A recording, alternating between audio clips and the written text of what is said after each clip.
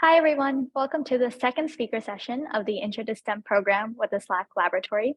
My name is Neha, and I am a member of FTC Robotics Team Ink and Metal 5773. Today, our session is with Ms. Cyndia Yu, a cosmologist who studies cosmic microwave background and signatures from the history of the universe imprinted within. Thank you so much for your time today, Ms. Yu. With that being said, let's begin. The way that this event will work is there will be a presentation from the speaker, followed by a Q&A session where participants may ask questions they have to the speaker in the Zoom chat or unmute at any time. Ms. Yu, would you like to begin? Sure, yeah. Let's see if I can get this screen share set up in all of the correct directions.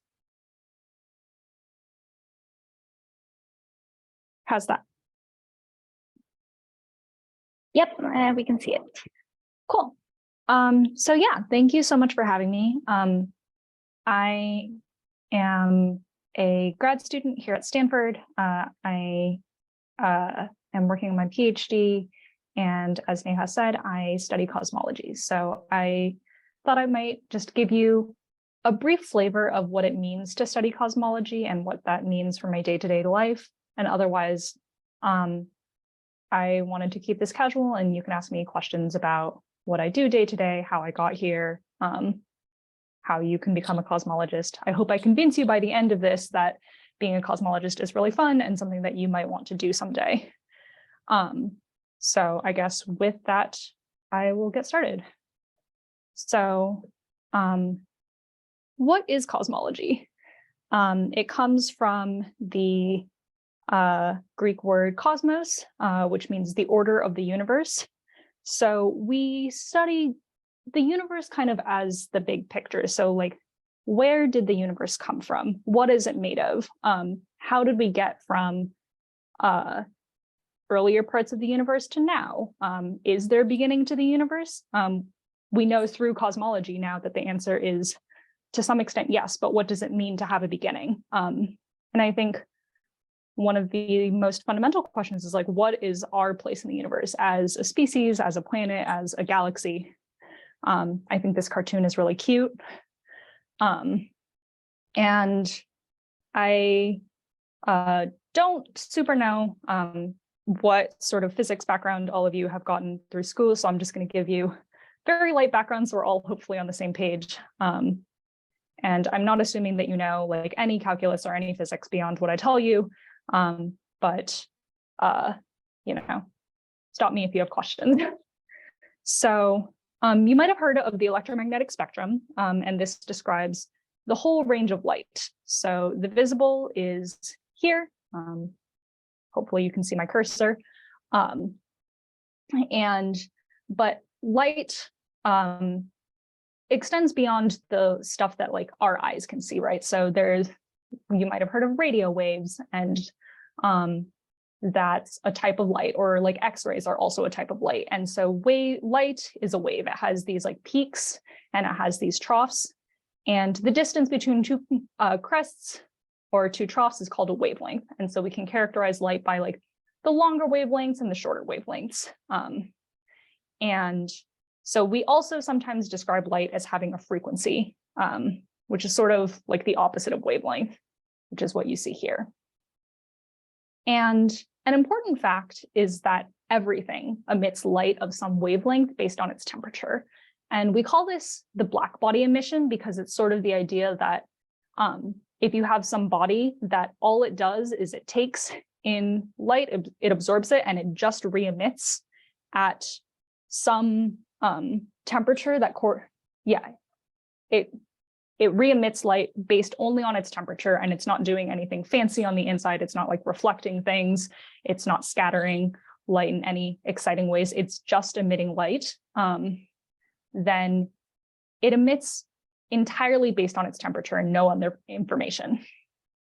And so you might have noticed, right, that like when you barbecue stuff, right, you grill and it gets super hot and it starts to glow, like maybe red or orange as it gets hotter and hotter.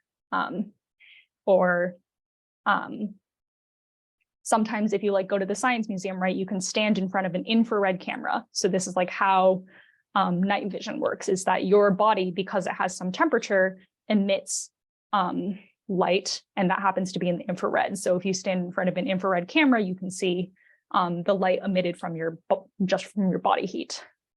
So the sun emits, our sun is about 6,000 degrees.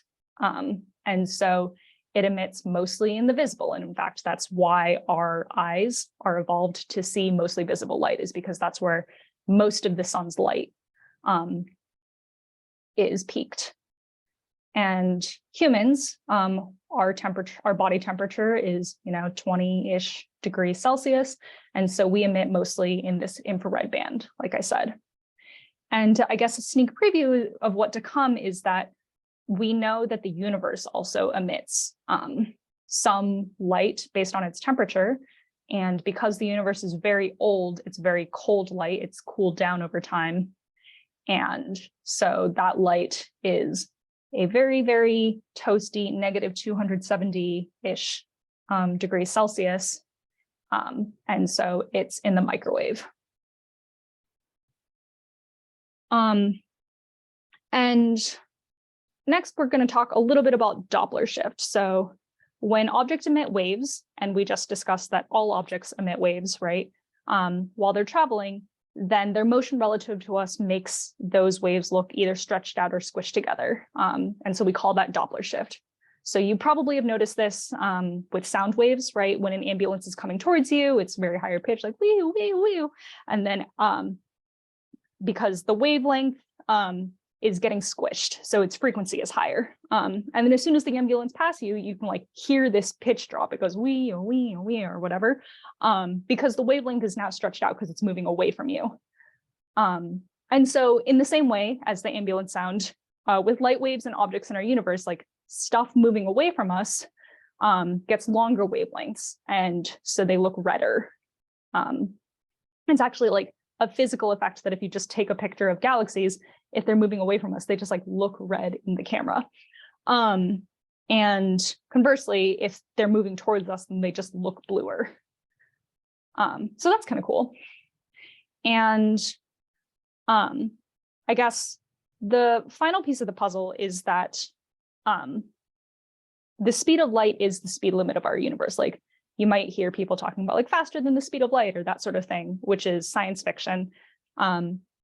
The speed of light is very fast. It's 300,000 kilometers per second, but nothing can go faster than that. And that's really important because it means that it sort of sets a limit on how fast information can travel in our universe. So as a cosmologist, I want to study the history of our universe. I want to study how the universe began, which means that I want to see back into the past. And how do we see into the past? We can use light because light is a time machine. Like I said, it travels at this finite speed.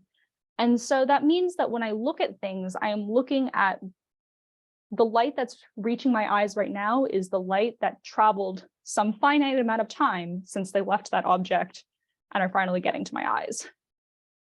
So to put that a little bit more concretely, like the light, the moon is about 400,000 kilometers away, which means that the light that is leaving the moon now, it takes about a second to get here. So you are seeing the moon 1 second ago.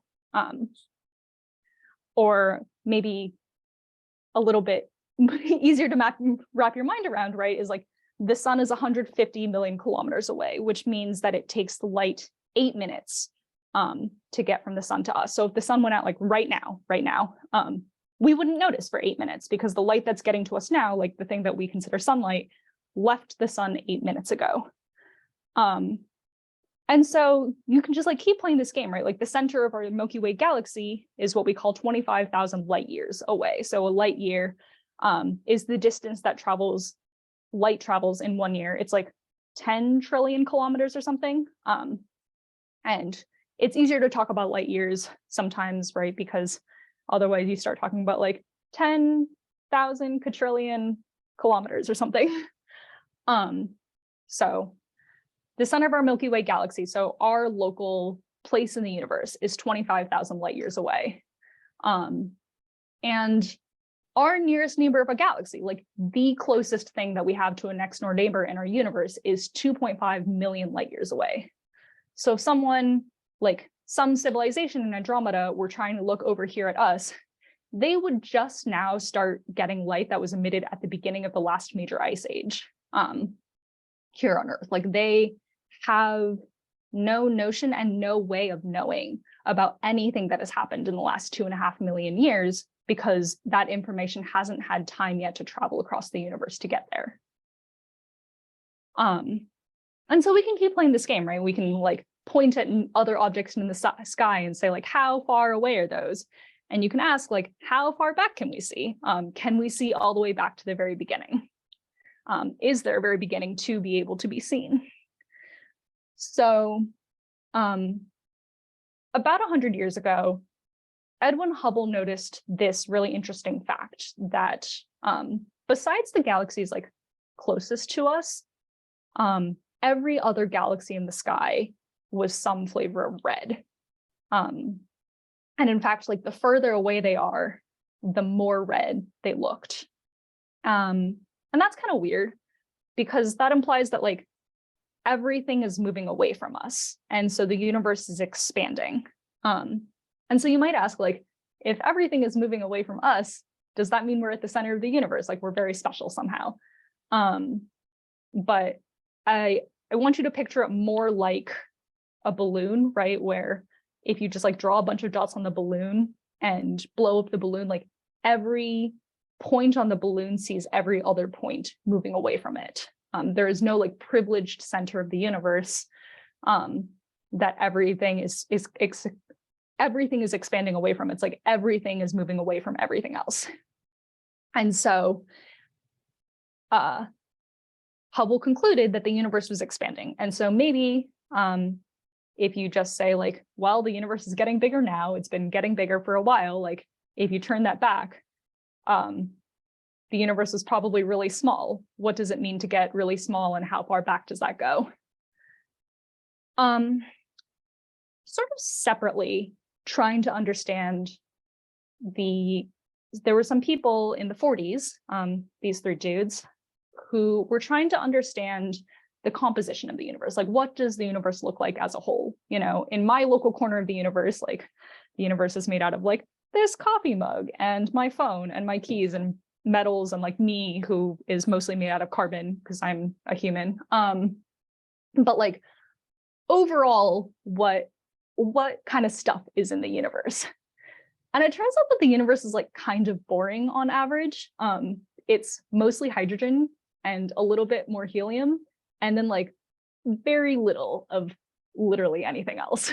And so they were trying to figure out like, how does that happen? Like, what sort of processes could have taken place such that you get like a bunch of hydrogen and helium and very little other things?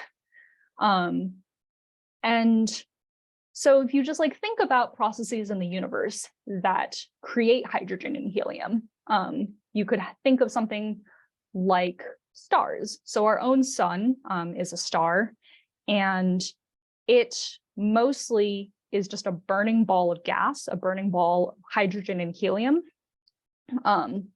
because it's undergoing what we call nuclear fission. It just like it starts with like hydrogen, and then it gets hot. It like burns really, really hot, and it gets hot enough that eventually the hydrogen molecules fuse and it becomes helium. And if you get to big enough stars, then you can start like fusing together more and more things to make heavier elements. So if the universe was once hot enough to create this much hydrogen and helium, then it must have been quite small and quite dense, so that you could create conditions like the center of the sun, where you could like produce this much stuff. And so all of these people are kind of swirling around this idea, right, that the universe must have been really, really hot and really, really dense and really, really small at some point.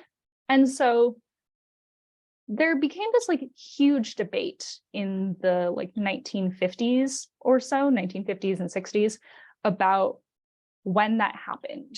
Like, did that happen infinitely long ago, so that the universe now doesn't have any evidence of that state. Like it happened so infinitely long ago that for all intents and purposes, our universe is just the way it also has always been?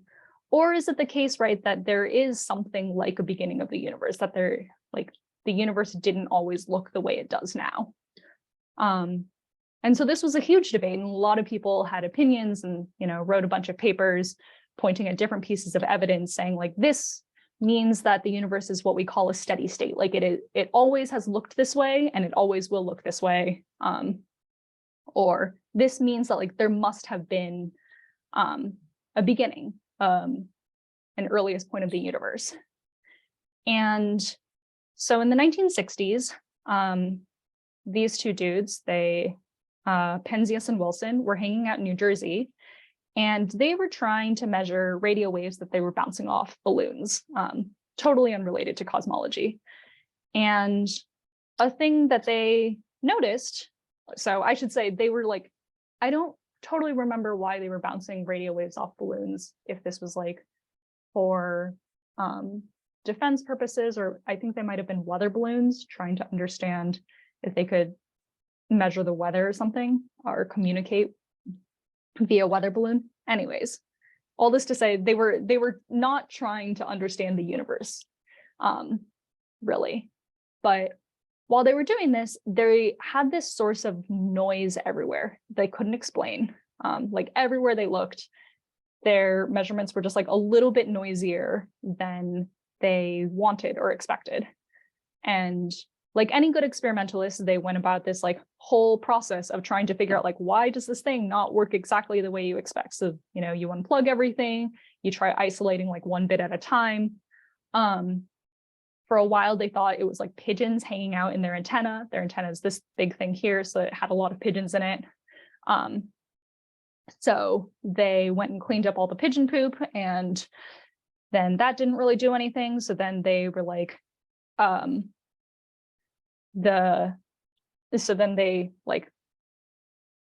think the paper says they like got rid of the pigeons in some euphemistic way, which I think means that they like went and killed a bunch of birds, which is really sad.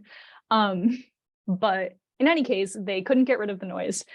And after a while, they realized that accounting for redshift, so accounting for stuff moving away from us, the glow actually looks like what you would expect from a hot, dense universe at very early times. So a world in which some finite amount of time ago, the universe was hot and dense everywhere, like the sun, and that it cooled down enough that it stopped being the sun. And so we called that leftover light from that process the cosmic microwave background, or CMB. And so their map kind of looked like this. It's about 1 millimeter in wavelength. So the temperature of this object is about 3 degrees above absolute zero.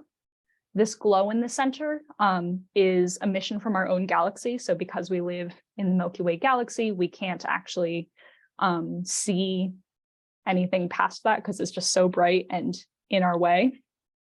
And this exactly matches the glow from a like few thousand degree plasma, so like exactly like our sun, that has been extremely redshifted and it's moving away from us. And so this is the oldest light in the universe. And a little bit more on like what you're looking at here. So if you take the sphere of the Earth and just kind of squish it into a flat map, you can do this in a bunch of different ways.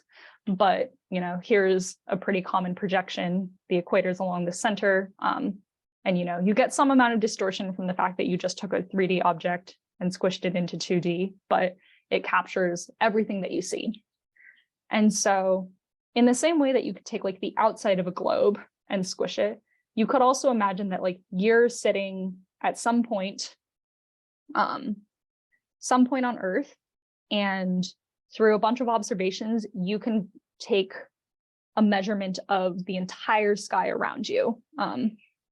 So imagine that Earth is just like a single point, and then imagine you build a globe around it of the entire sky around you. And in the optical, you would see something like this. So this is now the inside of the globe instead of the outside of the globe, but you can still just like squish it into 2 dimensions. And so you have the galactic plane now, the Milky Way, across the center in this projection. And, you know, above and below the galaxy, you still have some stars and stuff, but it's much less. And so this is like above the galaxy and below the galaxy. And if you just look along the galactic plane, you'll see a huge band of stars. And so in the same way, we have the cosmic microwave background. And it looks like this once you've taken out the galaxy. And it's incredibly boring, but it's actually really remarkable that it's this boring. And this tells us that the universe once looked the same everywhere. And this is evidence that the universe had some notion of a beginning, or some notion of a beginning, or some notion of a time before the current time that we know about, because the CMB is still there. So whatever this like plasma, hot, dense state, whatever that cooled down into the CMB was, it didn't exist infinitely long ago, because otherwise, if it existed infinitely long ago, then like the light from it would have already redshifted all the way out to infinity. It would have cooled down to the point that we couldn't measure it anymore. We know that the CMB was emitted about 400,000 years into the history of our universe, and that since it was emitted, it's been traveling for about 14 billion years from that initial hot dense state to us.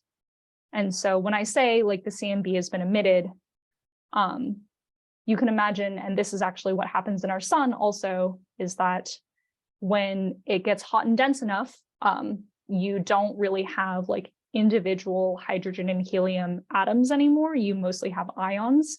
Like it's so hot that electrons don't like to hang out with their nuclei. And so you just have like hydrogen and helium nuclei, and then you have these blue electrons here, and light likes to scatter off of charged particles. And so light is just kind of bouncing around, scattering off of things. It will get constantly like absorbed and re-emitted in different directions. And so it takes light a really long time to get out. And this is why you see just like, you can't actually see through the sun, right? It's just like this burning ball of gas, and it's so hot and so dense that like nothing, like the light can't escape it. But then when you get to the edge of the sun, or in our case, like when you get to the CMB cooling off enough, at some point, the hydrogen and helium nuclei prefer to join up with the electrons. And so the universe becomes neutral, it becomes opaque. And so because there are no more charged particles, the light would rather just bounce off the last charged particle it sees and just like stream. And as long as it doesn't run into any other charged particles, it will basically just continue streaming forever. And so for the sun, right, like there's very little other charged particles in our solar system. So once it leaves the sun, it'll just like fly for 8 minutes and then land on our eyes. Or in the case of the CMB, the universe is actually very empty. And so it will just travel for 14 billion years, basically, until it gets to us here. And so we have this picture from of the CMB. And one of the things I want you to notice is that the color scale is 0.0001 degrees, which is actually kind of crazy, right? That it's that uniform. But it turns out that if you look like super, super sensitively, you'll see that there are small bumps and wiggles in the temperature. And so again, this color scale is like 0.001 degrees. And so you have to build an instrument that's capable of seeing like these really, really, really faint colors, color deviations. And so what this tells us is that the CMB really is just like a perfect black body. It's in fact the most perfect black body in the universe. It really does mean that the universe was just like this uniform dense thing that was just perfectly emitting light, and there's no other like really complicated dynamics going on in there. So this is what some people consider like the most successful plot in science. So this shows the frequency versus intensity, so how much light, and this solid curve here is the theoretical prediction for a 2.7 degree black body, and the data have error bars that are multiplied by 400 so that you can actually see them, because otherwise the error bars would be so small that they would just disappear into the plot. And it turns out that this Big Bang theory, this notion that the universe came from this small, hot, dense state, it also explains really, really well, like essentially perfectly, like how much hydrogen and helium and in fact lithium we have in the universe. Like it predicts percentages, and then you can go out and measure the element abundances and it matches exactly. And so this really was hailed as like the biggest success of cosmology in the 20th century, this triumph of the Big Bang theory, our ability to say for the first time, like, we know that the universe came from something. And so we now have spent, since it was discovered, about 60 years trying to measure this CMB to better and better precision, because we can infer something, right, about like what was that plasma doing right before it left, it like got released. What was that plasma doing so that the pattern looks like this? Or what was that plasma made out of? Like how much stuff was in it to get the patterns that we see now? So one of the, like, by studying the CMB, we have essentially figured out stuff like what shape is the universe, or how much stuff is in it, how old is it, like how long has that light been traveling? Like we can figure all of that out from measuring the CMB. It turns out that measuring the CMB though is not quite enough, because there are other mysteries in cosmology. So in the 60s, Vera Rubin noticed something super interesting about galaxies. So if you like take a spiral galaxy, we live in a spiral galaxy, and you just kind of count up all the light in it, because light is a good proxy for stuff. Like I told you, everything we know emits light of some frequency based on its temperature. So if you just like count up all of the light, then you basically know how much stuff, how much matter is in any particular part of the sky.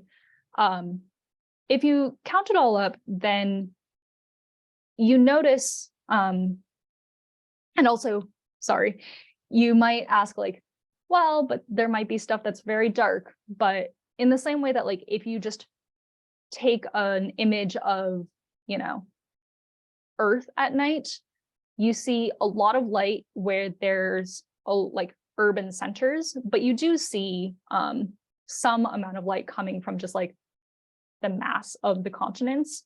And so you can get a good proxy of like how much stuff, how many people are there,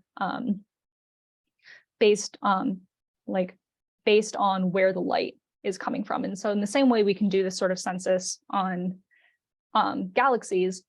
And she noticed the super odd thing, which is that like, if you just plug in your equations from like AP physics of like how fast stuff moves, based on how much stuff is in, like how much stuff is rotating around, then you would expect that as you get further out,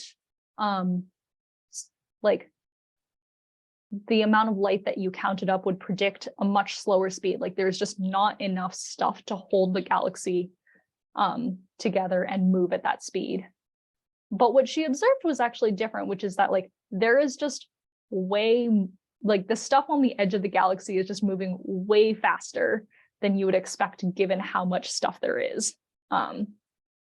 And there's now a bunch of other evidence suggesting that there is just like matter in the universe that exists and that we can't see with light. And Maria Elena, who is going to be talking at this program tomorrow, is going to talk all about dark matter because that is what she studies full time. But dark matter is one of the biggest open questions in cosmology. Like, we know that it is about 25% of all of the mass in the universe, like the stuff that, you know, acts gravitationally. Or sorry, not 25%. It is about 25% of the energy in the universe. And that means that it's like 80% of all of the mass. So the stuff that like you and I are made out of is actually like a tiny, tiny fraction of all of the mass in the universe. And most of it is actually dark matter. And we don't really know what it is, which is really terrifying. It's just like heavy stuff everywhere in the universe that we can infer exists from a bunch of different probes, but we just like have no idea what it is. So like, is it that we just don't understand gravity? Maybe, but it turns out we've tested gravity on a lot of different scales. We've like literally sent probes to Jupiter and like landed stuff on comets and sent things to the outer edges of the solar system. Like, you have to understand gravity really well to be able to do that. And it seems like it's all working. Is it like dead stars, black holes? Like Laura talked to you yesterday about like neutrinos, which are really, really weak, but very abundant, but like have a small amount of mass. Like if there are enough of them, is that dark matter? It turns out that for a bunch of reasons, like we don't think that these explanations really cut it. Like they either don't produce enough mass, or they produce too much mass, or we should have already seen them by now if they're producing as much mass as it takes to explain like all of the other stuff. So maybe dark matter is like a new type of particle that we just don't know about, or a new type of like fields that we don't know about. But that means that like our understanding of like the equations of physics are just like missing this enormous component, and we don't know what it is. So that's terrifying. I guess also terrifying in the 90s. So very recently, really, a bunch of people were trying to figure out like this other question I described in cosmology, which is like, where is the universe going? What is the ultimate fate of the universe? So they were trying to measure like how fast is the universe expanding, because we know from Hubble that it is expanding. So you could imagine that like the universe is expanding, but like that expansion is slowing, and eventually the universe is just going to collapse back in on itself. And eventually, in several billion years, the entire universe is just going to like collapse into what we call the Big Crunch. You could imagine that like the expansion rate is just always exactly the same, and it will just be this way forever. Or you could imagine like there is an accelerating universe. And excuse me, eventually the universe is going to start like moving apart faster, like fast enough that it like tears itself apart. And so sometimes we call this like the universe ending in a big rip. And so a bunch of people were using supernova, because it turns out that supernova are standard candles. They have the same brightness versus they have the same brightness everywhere when they're emitted. And so you can use how bright it is when you see it to understand exactly where it is in the universe, because the only thing that's going to change is just how far away it is from you. There's no like variations in types of supernova where like some of them turn out to be brighter than others, even if they're at the same distance. And so it makes them very useful, right? Because it is just the same brightness, and you just like add or subtract distance to get to the brightness you observe. And what they observed, crazily, is this like solid curve here, which corresponds to an accelerating universe. It turns out that we are like just beginning a period of expansion, accelerated expansion in our universe.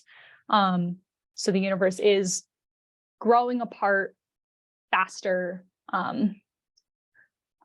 like the rate of expansion is increasing. And we have no idea where that is coming from, like what causes the universe to get bigger and get bigger faster. And so we call that dark energy. And based on these observations, we know that it's about 70% of the energy in the universe, just like how much energy density there is. And we really just don't know what it is. Like Einstein proposed this like what we call the cosmological constant, which is kind of just like a fudge factor in his equations of relativity. And those were necessary to make his theory of relativity work. And though that constant turns out to map on exactly to dark energy, but you know, just because it's in the equation and works doesn't mean we know anything about it. Like, is it a new type of field? Is it also a particle? Is it like some mysterious source of energy that we're getting in our universe? We don't know. So that sounds like we don't know very much. But I want to assure you that like as cosmologists, we kind of have our lives together. So what do we know? We have this picture of the what we call the standard model of cosmology. So we know that there was some small dense state. It resulted in this afterglow light pattern, the CMB. And then it was very boring. The universe was very opaque, or the universe was very transparent. Nothing was happening. The CMB was free streaming. We know that the first stars turned on about 400 million years in, and the stars eventually clumped together because gravity attracts. So things with mass start moving towards each other. And eventually those become galaxies and galaxy clusters and planets and that sort of thing. And very recently, we know that dark energy started accelerating that expansion, but it's actually kind of incredible what we know, which is essentially like, given the CMB, given these initial conditions, we can basically write down, like evolve it forward and write down exactly what the universe should look like now. And then we can take telescopes and measure the sky today, and they essentially exactly agree. Like we can predict all 14 billion years of this evolution. So that's awesome. And so in words, we know that the universe was once this hot, dense state, and that's where most of the elements came from. We know that it expanded and cooled and gave us the CMB. It's about 5% normal matter, which is this like stuff you and I are made out of, like protons and neutrons and electrons and that sort of stuff. And everything else is dark matter and dark energy. It's about 14 billion years old. We know the shape of it. It's what we call flat, and that it's expanding, and that expansion is accelerating. On the other hand, we don't know very many things. We don't know what the rate of expansion is today very well. There's a lot of debate about it. Depending on how you measure it, people come up with like very different numbers.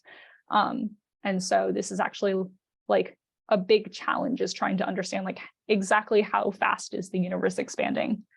We don't know what dark matter is. We don't know what dark energy is, even more than we don't know what dark matter is. And we don't really know what came before the Big Bang, or like what gave rise to the initial conditions.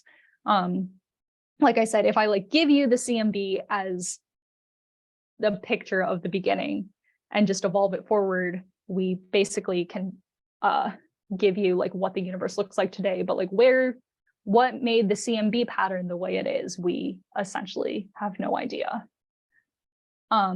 And so that's what I try to study. So my job is building tools to measure the CMB. And so what that entails is really, I think, fun, because I get to take things from like putting together like the devices, like the actual cameras.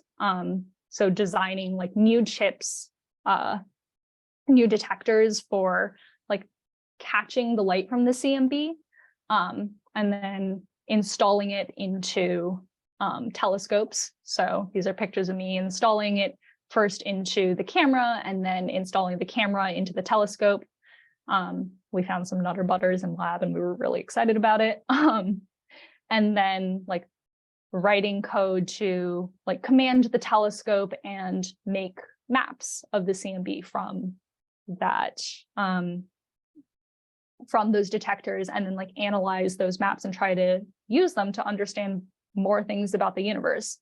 And I think it's an incredible privilege, right? Like to put together these tools, like this camera that I built with my hands, like put it together and then point it at the sky and like make this measurement of the oldest light in the universe that no one else has been able to make before. And then try to use that to understand more things about our place in the universe and what it's made out of. I think one of the other exciting things about measuring the CMB in particular is that you have to go to pretty exciting places to measure it because it's so cold and so faint.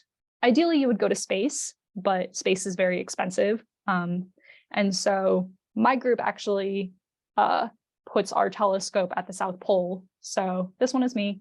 I guess we all kind of look the same in snowsuits, but so I get to travel to pretty exciting places to install these telescopes to look at, you know, the beginning of the universe. So I hope you'll consider studying cosmology. I think you get to study like essentially the most fundamental questions our species really has to ask, like, where did we come from and how did we get here? I think one of the other fun things about cosmology, right, is you get to think about physics on many scales, like everything from quantum fluctuations and, you know, the like physics, like the electronics of the devices that we use to measure the light, all the way up to like grand unification and like where did like this stuff before the Big Bang come from? And those are like energy scales that are, you know, several million times higher energy than anything that LHC will ever be able to produce. Get to work in a bunch of different things. So, you know, you can build things, you can code, you can analyze the data, you can model, you can do theory. And, you know, this is such a fundamentally like human pursuit that people from all over the world are excited about thinking about it and are excited to collaborate about it. And so, you know, I've already mentioned I got to go to Antarctica, which is a super rare privilege that not a lot of people get to do. But also like I travel quite a bit to different places in the world for conferences or for meetings. So I'm hanging out in Chicago and Princeton next week. Before the pandemic, I was hanging out in like Italy and for a conference, and my coworker is going to Vietnam next week for another conference, and that's pretty standard. So I hope you'll be like, you consider cosmology as like a thing that you might want to do someday. And I'll just end briefly by saying like, how did I get here? I went to public school in Arizona. I did not do any sort of robotics or really like STEM clubs in high school.